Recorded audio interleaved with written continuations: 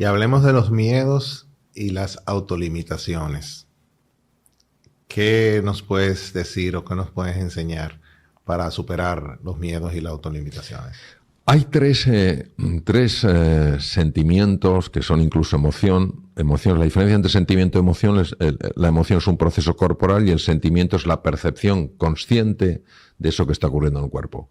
Hay tres sentimientos y emociones que son tremendamente disfuncionales en el ser humano. Tremendamente disfuncionales. La ira, el miedo y la culpa.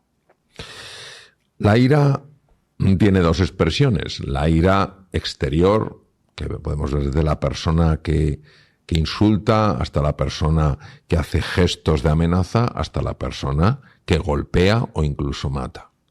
Pero hay una forma mucho más oculta, que es la ira encerrada, la ira contenida, el volcán durmiente. Y que en un momento determinado tu hijo, tu hija, tu pareja, un compañero, un amigo dice algo y saltas con una tremenda violencia, ¿no? Esa es la ira. El miedo. El miedo es una emoción que, ajustado en intensidad y en contexto, tiene todo el sentido del mundo. Si yo me voy a un parque natural en la India y no tengo precaución, sabiendo que hay serpientes cobra, sabiendo que hay tigres y sabiendo que hay leopardos, soy un insensato. El problema del miedo en el ser humano es que la mayor parte de los miedos son generados por la mente. Entonces, cuanto más miedo tenga yo a una persona, más la voy a atacar.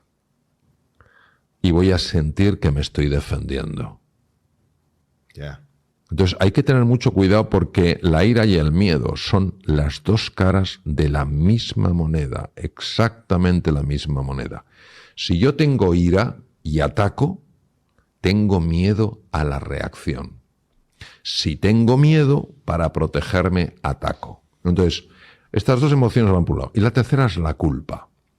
La culpa no tiene nada que ver, absolutamente nada que ver, con la tristeza por el error cometido y la llamada al arrepentimiento. He cometido un error, he hecho un daño, ha tenido unas consecuencias, lo siento profundamente y voy a ver cómo puedo reparar esto.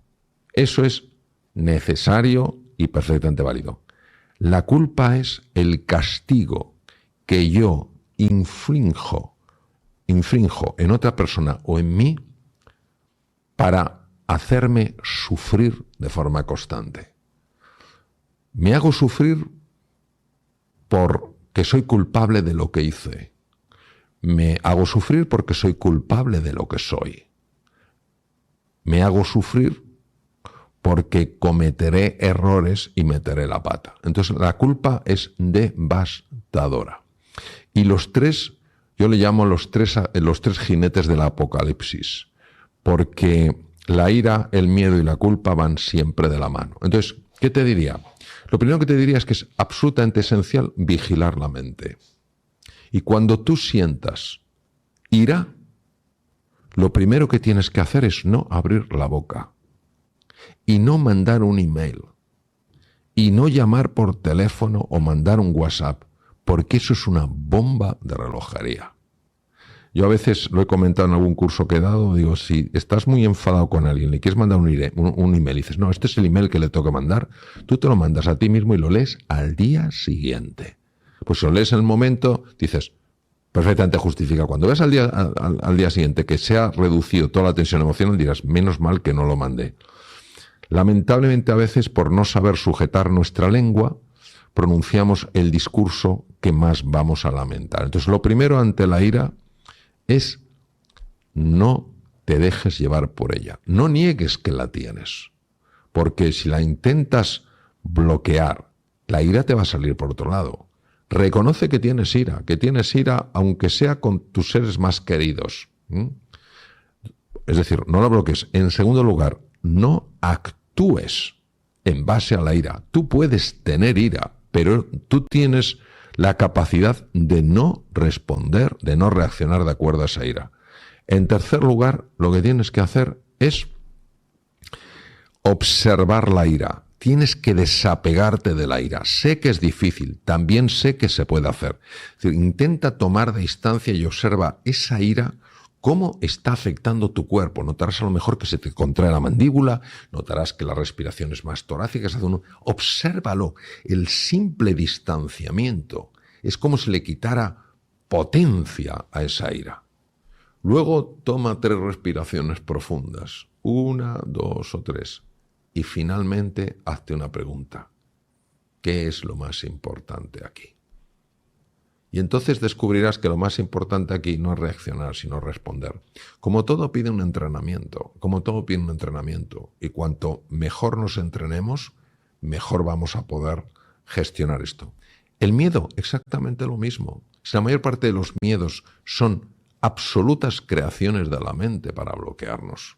Descartes, un filósofo de la talla de él, el padre de la filosofía racionalista, escribió una carta al final de su vida que decía: mi vida estuvo llena de preocupaciones, la mayor parte de las cuales jamás sucedieron.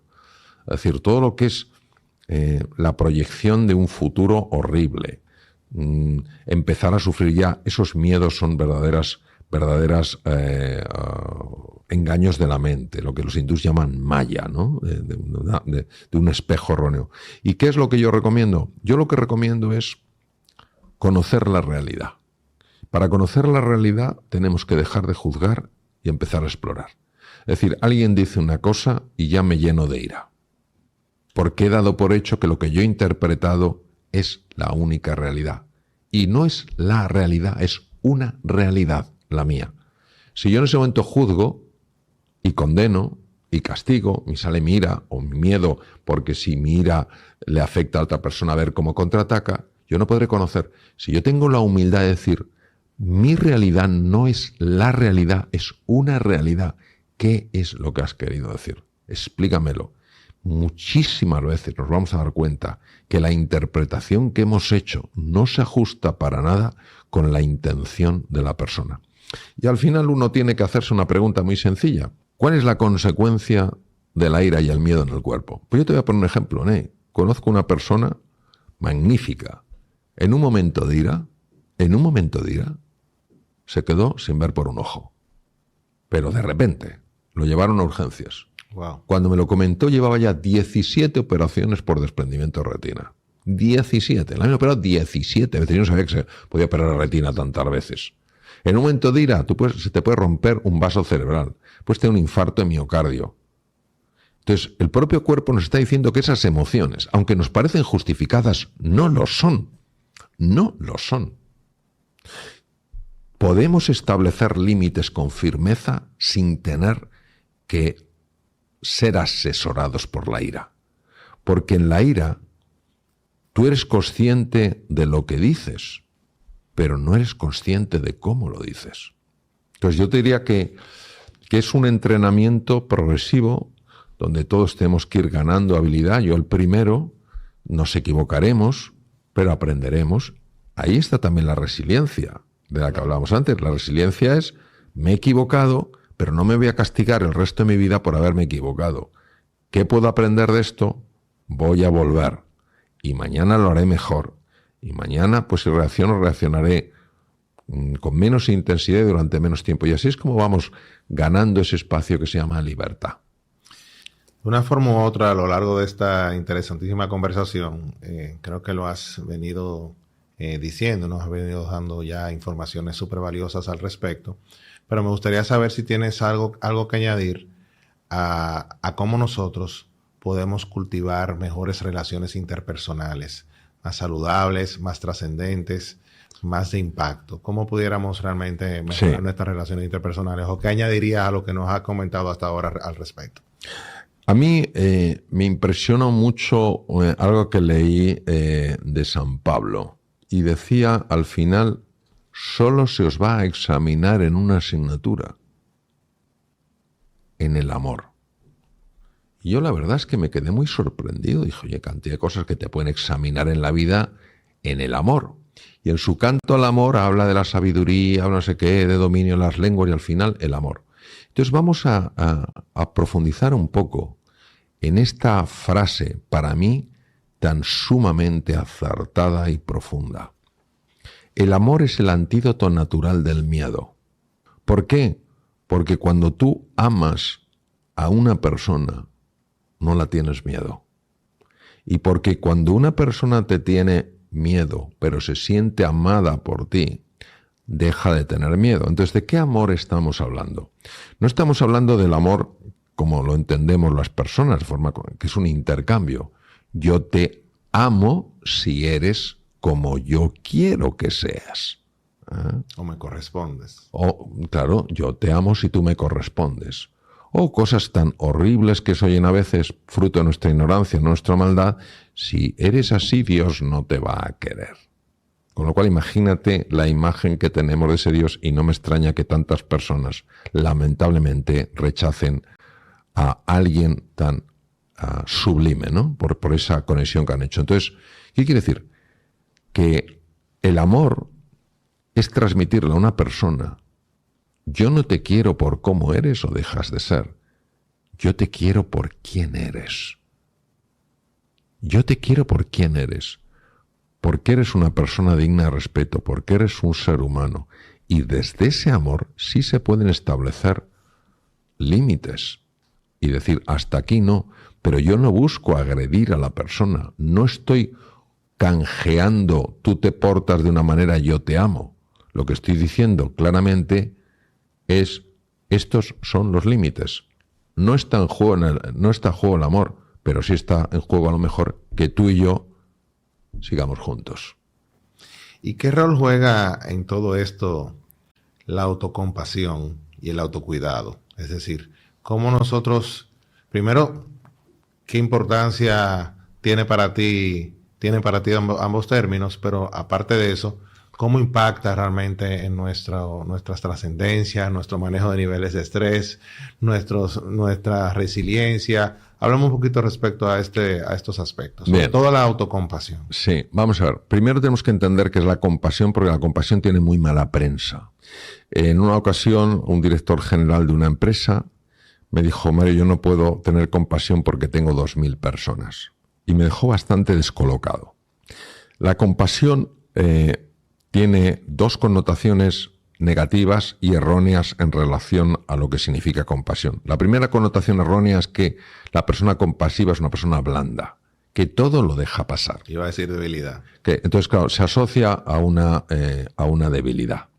Es curioso porque en el taoísmo la compasión tiene un componente yin y un componente yang. El componente yin es el abrazo maternal y el componente yang es la firmeza. Tú eres firme estableciendo los límites, pero lo haces con amabilidad, no lo haces con dureza. Entonces, la compasión significa exactamente lo siguiente.